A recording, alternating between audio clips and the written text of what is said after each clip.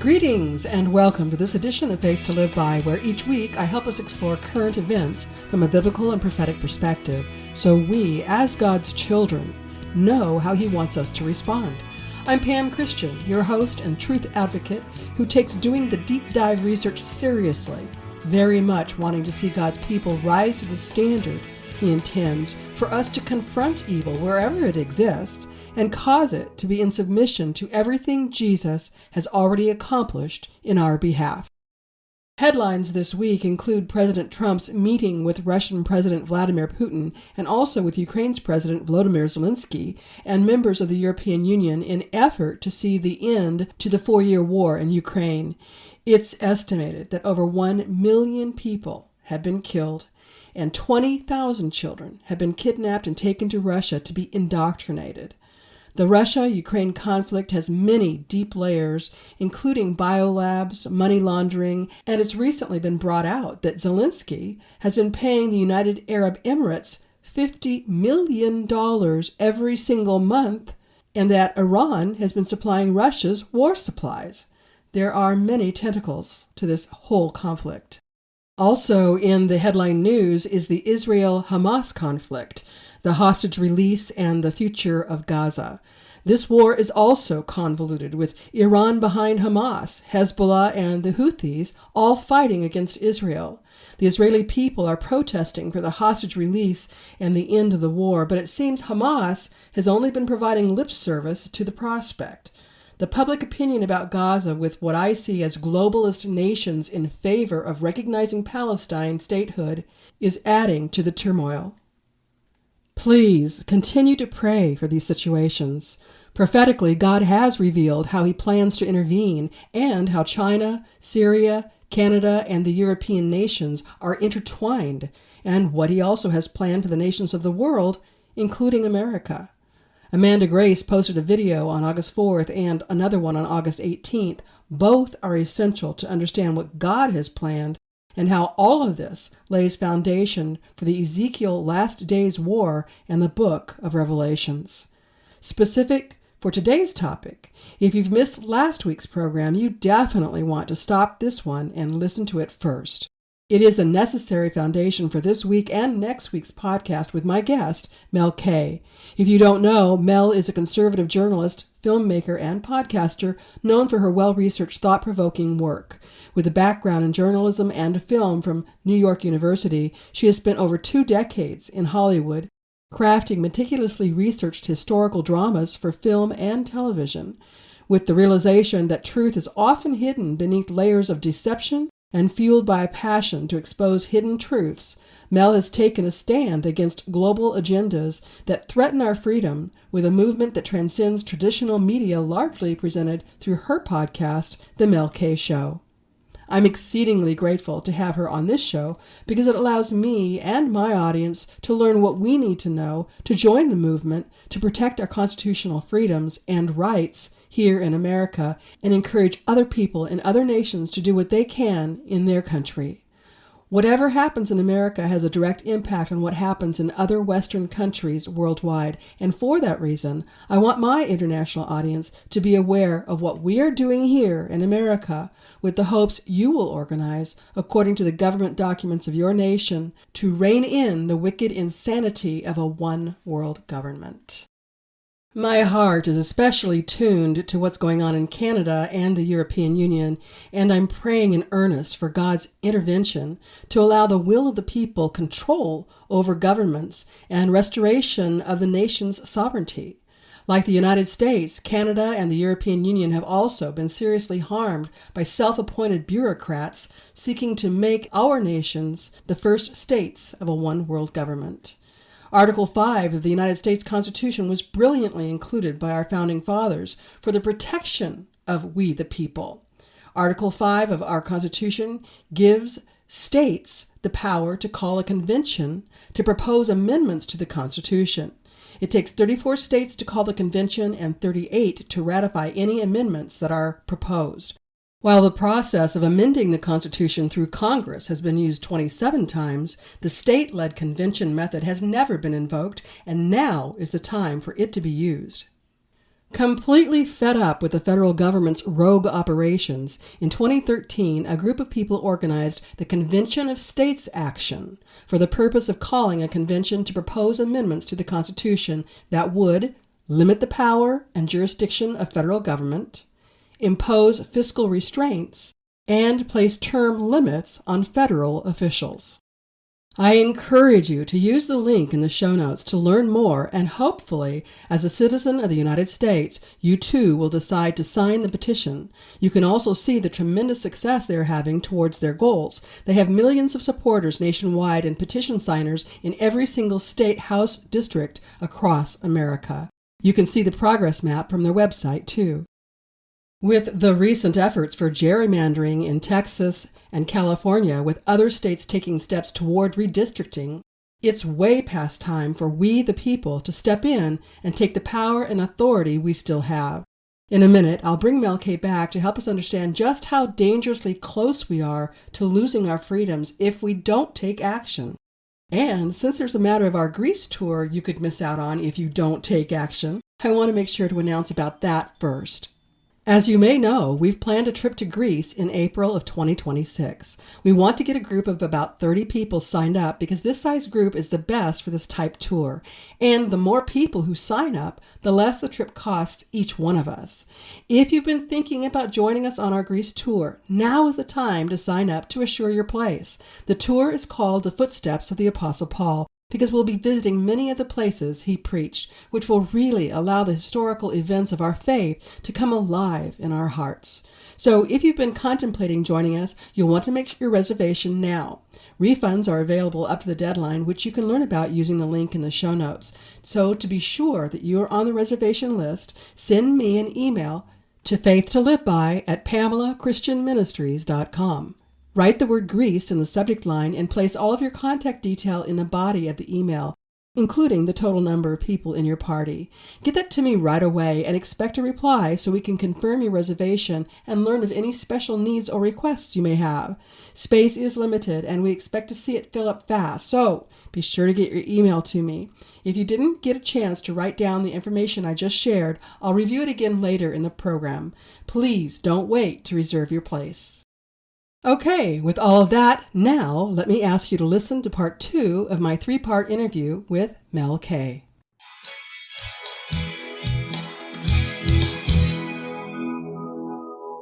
You know, you brought up Elon Musk and Doge, and I was very concerned when President Trump had Elon Musk in the White House doing the work that he was doing. I have heard some things I have not been able to substantiate. 2 questions for you then. First off, do you believe that Donald Trump is naive to a lot of this direction of selling out our country? And number 2, is it true? Have you heard that Elon Musk was given the green light to actually put in his own servers in the White House? What I know is that Donald Trump is not naive to this. My feeling though is that when he got in there, he realized it was already built. That is my thing. I believe that that they're not telling people that a bunch of the executive orders that I was raising the alarm about, particularly the fake Green New Deal and Inflation Reduction Act, and even the executive orders about the IRS, I kept saying the issues in here aren't what people are talking about. The issues are that they are building a global connected with America blockchain, like ledger technology to track and trace and surveil under the guise at the time of the World Health Organization's vaccine passport. But of course, it was never about the World Health Organization's vaccine passport. It was about building back better, and we all saw reimagining everything as soon as COVID hit, which I, of course, think was a pandemic. So I believe that it was much farther along when Trump got in there in terms of the connection of all of our data and records and everything to some form of surveillance that was far even worse than Snowden told us when he broke the story about the NSA that was tracking and tracing and surveilling us. And then as we saw, under Biden, Chris Wray created the Anti-Authority, Anti-Government Task Force after the Fedsurrection on January 6th. And what happened was, Verizon and I believe some of the other carriers and Bank of America and some of the other banks and Google started handing over our information without a warrant, without anything, just because you were put on a list as being basically a Trump supporter. 3 million people were on that, were surveilled by the FBI as domestic threats, domestic terrorists that were really just patriots or parents at school boards, Catholics at mass, people that were against abortion were all put on this list as anti-government, anti-authority. In the United States of America, our founding fathers would be like, what is this about? It's the exact opposite of what we did. And to me, I think that, he's trying to, in his time that he's there, I believe he is focused on turning around the financial, disgusting, I have to say, after World War II, looting of the American country, the American taxpayers, the American industry, manufacturing. I think Trump is very focused on bringing back financial sanity and financial security and prosperity and growth. And that's his main focus personally.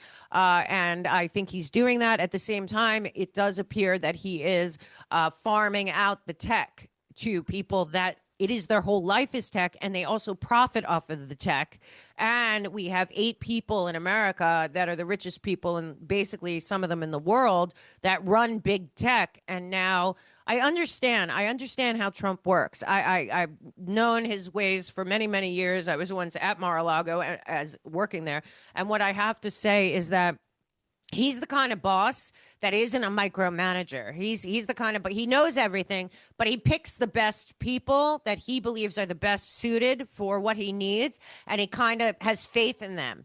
And right now he has faith in, David Sachs with the AI. He has faith in Elon with the technology. He has faith, obviously, in Ellison, and I don't know how, in Sam Altman and these people. But we have to remember that these people also have deals with every other country. And they're not just running tech in America, they're running tech in the world. And that's where my issue is these people are not American. I mean, when I say not American, their companies are multinational corporations. They are widespread. And then we have the other problem of BlackRock, Vanguard, and State Street, which should be torn apart. I believe the Fed will go away. It should have never happened. But and I believe he's trying to dismantle and unwind us from the international banking cartel that has its hooks in us, and we send trillions of dollars over the years that disappears into black holes to the World Bank, the IMF, not to mention the BIS runs all the banks, including our Fed. But at the same time, I think that there's a lot to do, and maybe like what is missing here is the Constitution and the Bill of Rights and the unique position that our founders put this country in, to that the people have a say. And the EU is kicking it in. EU is going full digital currency, digital ID, digital online proof in October, mandatory. Right. And they are threatening our big tech companies because they're big tech companies too. And now they're building this global public infrastructure that I think is already built. And Trump's bringing in people, and I don't hear this sovereignty word when it comes to the technocracy or the digitization. If digitizing America and all of that is the goal, and to make it more efficient and all of that, that's one thing. But to have no boundaries in cyberspace for the United States doesn't strike me as a sovereign nation with where we are. We don't fight wars really with tanks and guns and all of that. War now, because a lot of war is a mind war, is a cognitive warfare, is fought in cyberspace. So to me, I think he has the best of intentions. I do believe that he really does realize after World War II, America was looted, lied to, abused. We became the military and the police for the world, and only a very small group of people worldwide benefited from any of the wars. Most of them were led by lies or overthrows of regimes that were not going along with the Agenda 21 or Agenda 2030 plans, or wanted out of the international banking cartel. now, particularly Libya. So for me, I just think he's got a lot on his plate, and maybe the American people not pushing back uh, is a problem, is the biggest problem. I agree with that completely. And I want to talk about that because that's part of what has motivated you, all of this about writing your book. And I want to make sure my audience members gets your book. But I also wanted to see, did you hear anything about Elon Musk being given a green light to put in his own servers, which would, of course, give him a lot more reach? Well, here's the problem with that. So who makes servers? The deal is with Amazon, Microsoft, Elon Musk, all these people, and a lot of these guys are partners are on other people's boards, and we have to remember most of tech was funded by taxpayer money through In-Q-Tel, which is CIA's hedge fund that works with DARPA. So DARPA really created a lot of this for surveillance, including Facebook, which was LifeLog under DARPA. This In-Q-Tel, which is the CIA's hedge fund, paid for a lot of this, including the creation of X and Meta and all of this. So to me, when you look at some call it the PayPal mafia, but it's the people that started Silicon Valley. They all interact. So our servers are Amazon servers. Our servers are coming out of these same people's different companies. Palantir has multiple companies, and I don't know how deep in it went, whether it was because I liked what Doge was doing. It had to happen. USAID has always been a CIA dark ops fund. I feel like the State Department was usurped 100% after the murder of JFK and became aligned with the CIA. I also don't believe the CIA ever worked for America. I think they've always worked for the international banks. And so the problem there is, yes, likely because the same people that are, pushing all of this technocracy are the ones that are building the servers and the data centers. And don't forget, a lot of the push, I believe, for climate change and net zero and carbon and all of that has always been about the fourth industrial revolution, the global public infrastructure, because the data centers to run technocracy take more gas and oil and resources and water than anything else could possibly, these giant things that they're building. So again, it's the American people not fully understanding the power, the Constitution and Bill of Rights while they still stand, because Obama was supposed to rip them out. They still stand right now under Donald Trump. And to me, that is why I wrote my book, because I believe that the real power is in the individual citizen getting together with like-minded citizens. Forget right and left, Republican, Democrat. It's all a fraud at this point. They're all bought and paid for. DC is captured by what should be illegal, which is lobbying. Lobbying is legalized bribery. It should be illegal, and even worse, it should be unacceptable that we have lobbyists from foreign countries in Washington, D.C. at all. And, the whole K Street should be shut down, in my opinion. All 501c3, 501c4s that are funded by the globalist billionaires, which most of them are, no more. Like, take all taxpayer money. If you're a non-government organization, you don't get taxpayer money. And every think tank has to be transparent where their money is coming from, because Brookings, Atlantic Council, all these different, Rand, they're taking money from all over the world, and they're all centralized in 10 by 10 plot of land that is so corrupt and dirty to the core. And they've pushed it out to our whole country. So while we wanted Trump to drain the swamp, a lot of people didn't realize the swamp is in your backyard. DC is the sewer. So that is why I wrote Americans Anonymous, because there's so much you can do locally if you want to. And I believe if you approach people to get together in the way I have it in Americans Anonymous, but you can call it a freedom cell or We the People group or local government oversight group or whatever it is. Forget left and right. It doesn't matter. What you should be doing in your local community is looking at what NGOs are functioning in your community, who are getting contracts for anything that has anything to do with surveillance, be it smart meters in your homes, smart lights, cameras that take pictures. All of this is against the Constitution. It should be illegal. Warrantless surveillance is against the Constitution. Getting data on where you're going, where you're driving in the cars, all of this stuff is unconstitutional. Yet the American people continue, for convenience or because of PR or because of programming from movies and TV and the internet, are not fully understanding their inalienable rights are the last thing they'll have left.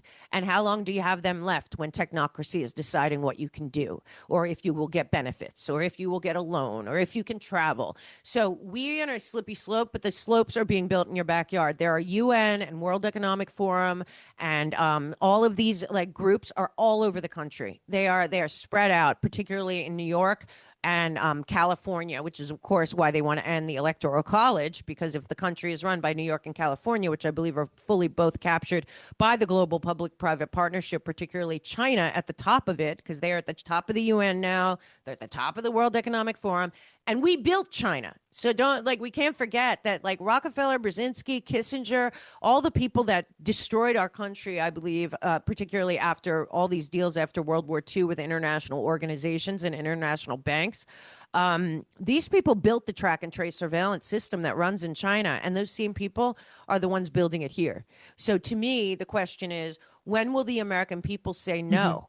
No, this is not allowed. And I know it's scary, but it's much scarier if your children and grandchildren grow up in technocracy after already being dumbed down by, medicating children young, this intentional dumbing down of our students. All of the universities basically are infiltrated, and they're at schools of education are the worst. So they're pumping out teachers that aren't smarter or able to teach. So children are becoming docile and drugged, and video games and all. It's all part of it. So the American people have to go back to being, the patriots that met in, bars and churches back, in 1770 and whenever, and talking about, what do we want for our country? We still have a constitution and a Bill of Rights.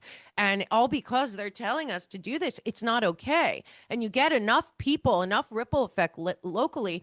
Like, to me, in Americans Anonymous, I talk about having a group that is looking at where your taxpayer dollars are going, both in your county and in your local community. So where are your representatives traveling? Like your mayor, your city council, who are they dealing with? Where is that? That should all be online. If it's not, you got to fight to get that online because it's supposed to be the public business. But at the same time, you got to start getting multiple people to understand that liberty is not something any of us should be willing to give up. Individual sovereignty, personal, property, individual liberty. These are the things that are on the chopping block, and it's getting worse and worse. So to me, I really, Americans Anonymous is a recovery too, because I try to go through a lot of the history that's false. And why it was false and how to talk to people about it, because we have also been conditioned to live in silos of feedback of what we believe. And that's not going to help anyone. Honestly, it's not religious. It's not racial. It's not anything else. It is about the fundamental principles and values that created this nation. Of course, they're Judeo-Christian. They include God.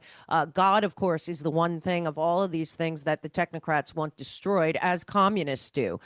And then we have the whole problem with all of the Islamists coming in. We have this Democrat Socialist of America that has nothing to do with democracy. They're socialists, straight up socialists. The only difference between communism and socialism is a slow burn of a frog in a pot boiling water, and communism is at the end of a gun. And we are somewhere in between right now.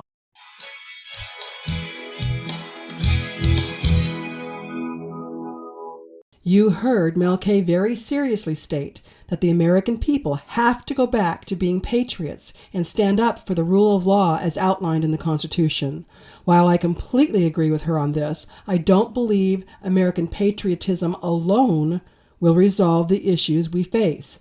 Neither did our founding fathers. Our founding fathers understood there was not only a need for people to be devoted patriots, we need also to be wholly devoted to God. God of the Judeo-Christian faith first and foremost. They knew it wasn't enough to establish a new nation. America had to be established as one nation under God. History from the Old Testament to modern times proves again and again those nations that worship the God of all creation experience blessing, provision, abundance, and peace. Whenever any nation falls away from proper allegiance to God, the people suffer. To not worship God, who is holy and good, is by default to worship Satan, who is evil and bad. It's that simple. As much as people want there to be a third or multiple other choices, there are only two. I ask you to simply look at history. Nations that openly worshiped God prosper. Those that do not are ultimately defeated. Why? Because the entire world has always been in a spiritual battle between good and evil. God has identified the nations that worship him as sheep nations, and those that do not as goat nations.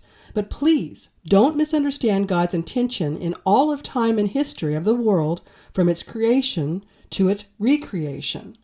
God's intention for all creation is for it to be in a place of blessing, provision, abundance, and peace for humans to enjoy and care for as stewards. God created the world with an abundance of resources intending for humans to thrive and experience good things, not just survive. However, the enemy of God, a created being originally known as Lucifer, became jealous of human beings who were uniquely made in God's image and decided to rebel against God to the point of wanting to destroy God and all that God loves. It has been the evil of Lucifer, now known as Satan, and his wicked followers who have perpetrated all evil, disease, destruction, and death that exists in this world. God has specific people, specific individuals he wants to be born and live on earth during specific times of his plans for earth. Regardless of what evil tries, God's plans cannot be thwarted and will be fulfilled, including his plans to utterly and completely destroy all evil for it never to raise up again. God graciously gives us prophetic revelations of how the spiritual war on earth will play out until the last days when Jesus overcomes the evil that has remained since his first coming with his second coming. This is why we have hope. Our hope is Jesus, certainly not ourselves. God has graciously revealed what his plans are for the future of humanity and this world. For those who respond to God with hearts of allegiance, we will enjoy eternal life in heaven, which will include a new earth devoid of evil. For those who insist on rejecting God with hearts of rebellion, they will experience eternal damnation in a place described as beneath the earth. The fact we are alive today with the same choice of every human being to be aligned with God or not, for us to be alive at a time when we are seeing God personally intervene in the affairs of humanity to restrain evil so it cannot advance its destruction before God's time, is utterly amazing. However, we must understand God's plan has never been for humanity to simply be observing onlookers, rather for us to be active participants in what he wants to accomplish on earth. Mel K speaks to the necessity of people being engaged in our government as the participants our founding fathers intended we, the people, to be in the operations of our government. Her book, Americans Anonymous, Restoring Power to the People, One Citizen at a Time, addresses this. Likewise, I speak to the necessity of people being engaged in God's kingdom government on earth as the participants he always intended us to be with my book, Prepare for the Harvest, God's Challenge to the Church Today.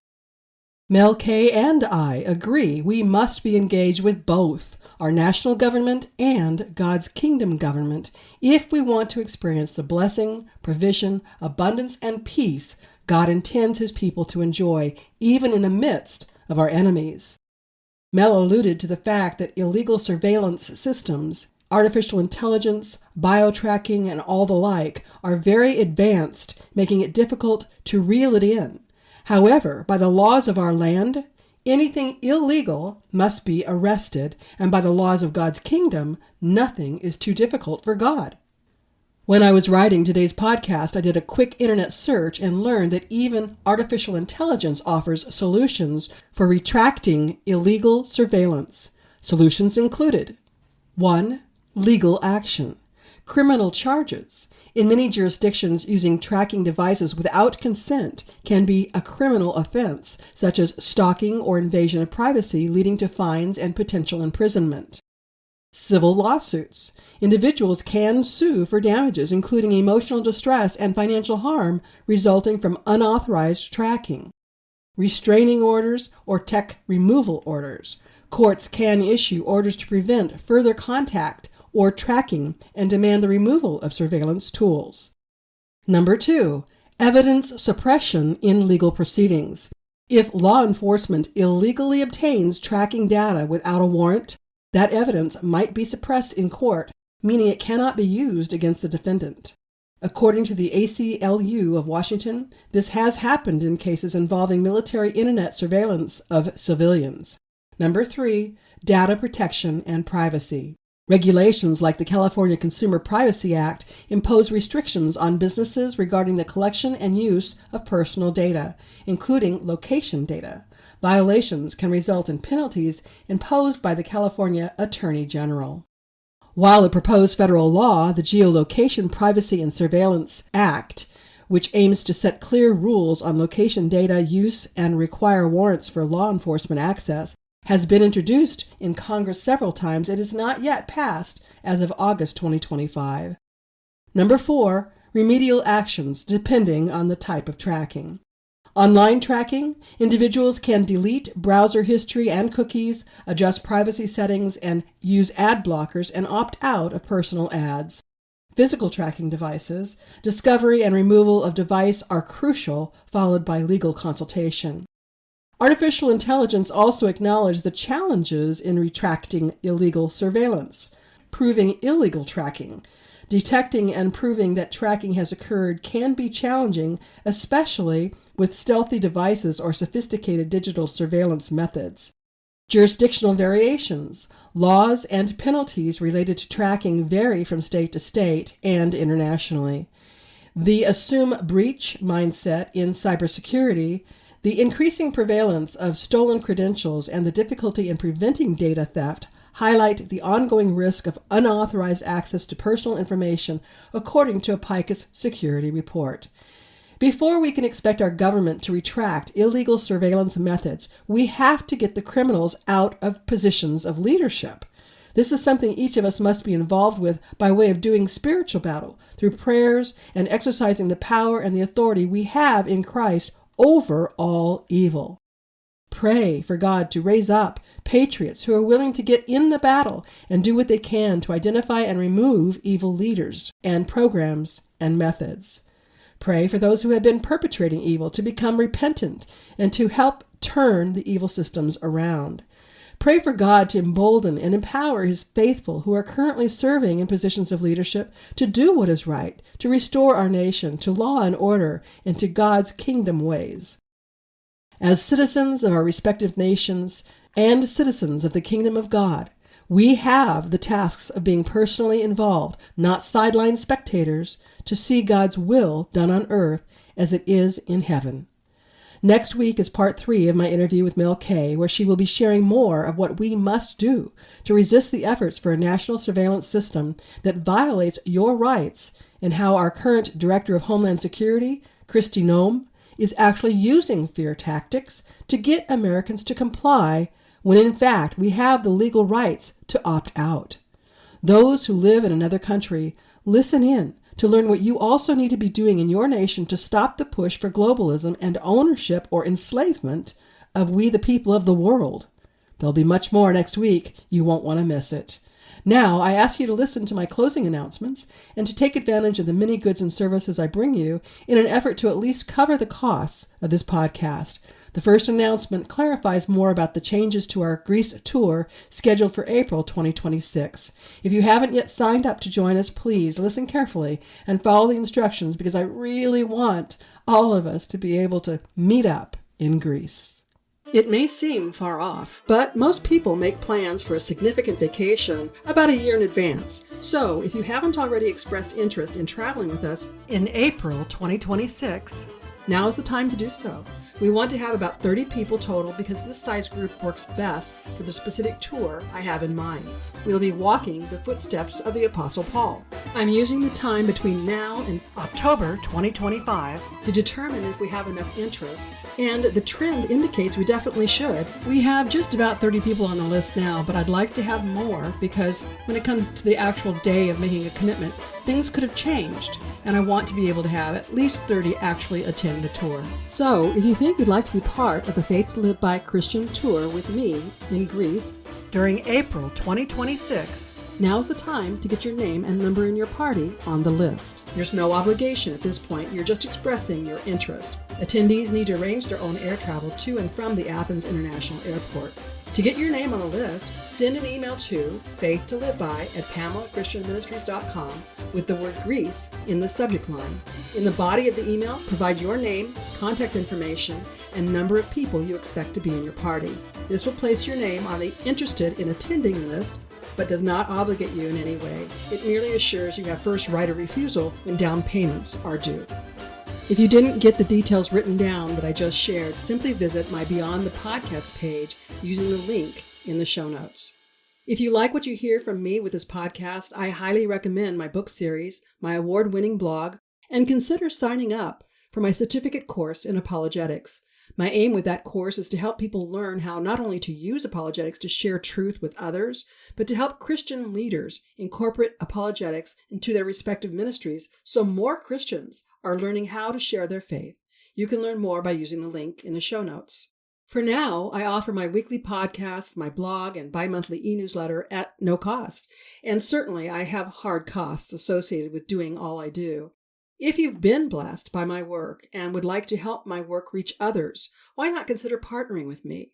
For as little as $10 a month, you can become a partner. Then together we can reach even more people for Jesus. Simply visit my Pamela Christian Ministries homepage and then click on the Give button at the top menu bar. Or if you prefer, you can go directly to the Give page using the link in the show notes.